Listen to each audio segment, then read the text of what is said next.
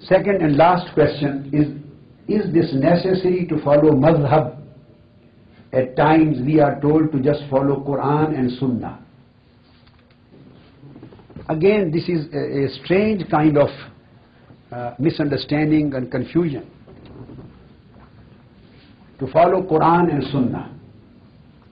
The question is, I will give you a very simple answer so that everybody will understand and appreciate it. Why all of you, our scholars, our learned people, the imams and the executives and the spokesperson, why you have come here tonight?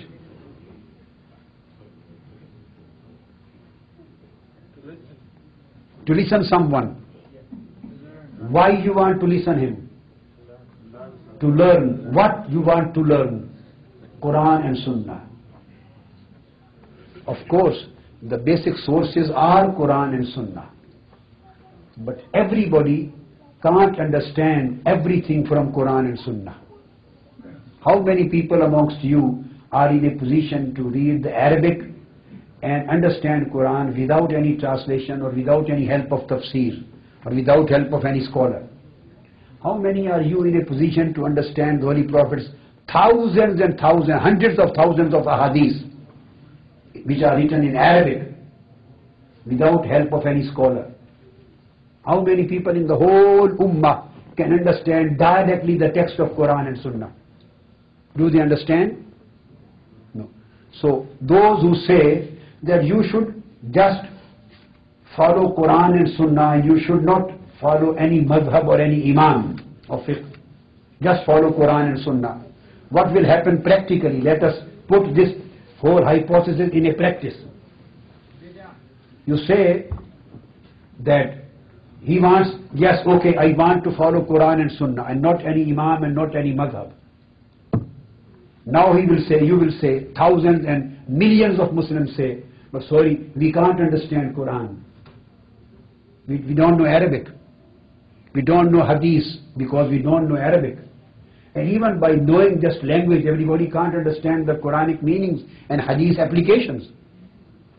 So what the alim, the person who told just follow Quran and Sunnah, what will he suggest to you then? When you will say that I want to follow Quran and Sunnah, but unfortunately I can't understand Quran and Sunnah. So how should I understand? How should I learn? So what would he say to you then? He will say, come to me, the imam of that particular mosque. The imam sahib will say, come to me, I will teach you Quran and Sunnah. So it means, when we go to Imam Abu Hanifa, he does not say, listen to me and don't listen to Quran and Sunnah. Imam Abu Hanifa, the Imam of Madhab al-Hanafi, has just taught us the Quran and Sunnah. Imam Malik has taught to his followers the legal meanings of Quran and Sunnah. Imam Shafi'i, Ahmad bin Hanbal, they have just taught the meanings, derived the meanings from Quran and Sunnah. Then they have compiled them with evidences and arguments. Then they have put them in a systematic way with principles, and they have elaborated them, make them in the form of articles, and then they have conveyed the same meanings of Quran and Sunnah which we were unable to understand directly. They have made them easily understandable. That Imam says, come to me, I will teach you Quran and Sunnah. It means that Imam wants that accept me your Imam and don't accept Abu Hanifa your Imam. If you are supposed to go to Imam of mosque to understand Quran and Sunnah, so what is the difference between the two? You are going in the same way to learn Quran and Sunnah's commandments from this Imam, and don't go to the Imam Azam Abu Hanifa, who is Imam of all Imams. And don't go to Imam Shafi, who is Imam of the Ummah. So the Madhab is nothing against Quran and Sunnah. This is a jurisprudential service rendered to the teachings of Quran and Sunnah. When you are ill, where do you go? Why don't you use the medical books? Go to a bookshop, buy a medical book on your own and find out the treatment and just treat yourself. Why do you go to a doctor? You know English and the books are written in English. Just go and read the books. Why medical colleges are opened? Why the specialists are there to teach, why there are 5, 7, 10 years, 8 years courses, and why there is up to MD specialization in medicine. Why? Everybody should be able to read the medical books on medicine. Everybody should be able to read the books on surgery. And he should start surgery, he should start operations. I say that, come on, give me a book on surgery, I will operate you. Would you accept me as a surgeon? You will say, we accept you for learning of Quran, Sunnah, Islam and all these things, but we are not ready to give our life to you for surgery, our heart to your surgery, because I am not a specialist on that. So you need a specialist for every discipline. If your car is broken, would you be happy to give to Sheikh Professor Abdul Razak to fix my car? Because we read Juma behind him and we get all guidance from him. Would he be able to fix your car too? No, these are specialities. You will go to a mechanic. So the Imams and Madhab are the mechanics of Islamic jurisprudence. They are the doctors of Islamic jurisprudence. They are the engineers. They are the specialists. For medicine you go to a doctor. For engineering you go to an engineer. For psychotherapy you go to a psychotherapist. You go to a psychological medicine specialist.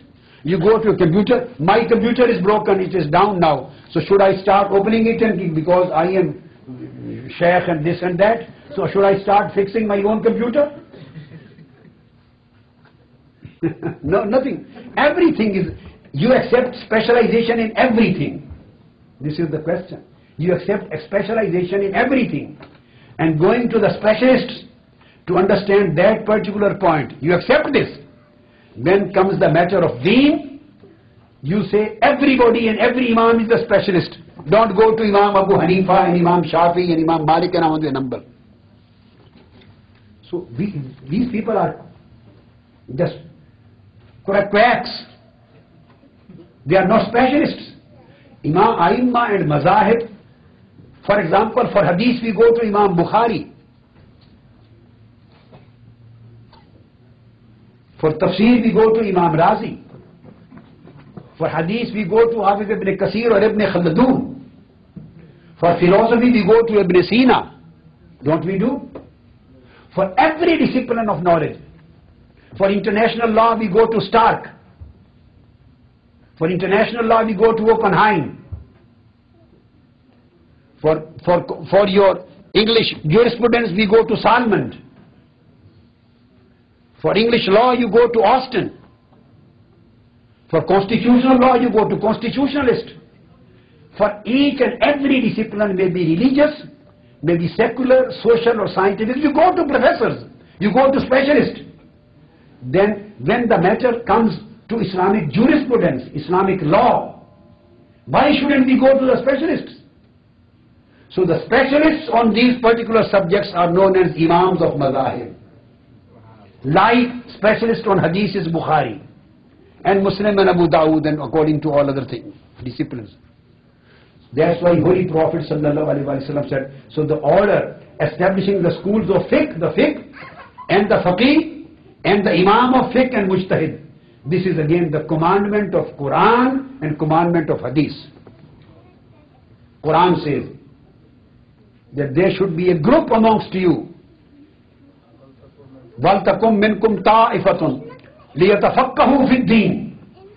There should be a group amongst you, a group of specialist people, those who should go and specialize in fiqh of deen. There should be a group of people. The Quran has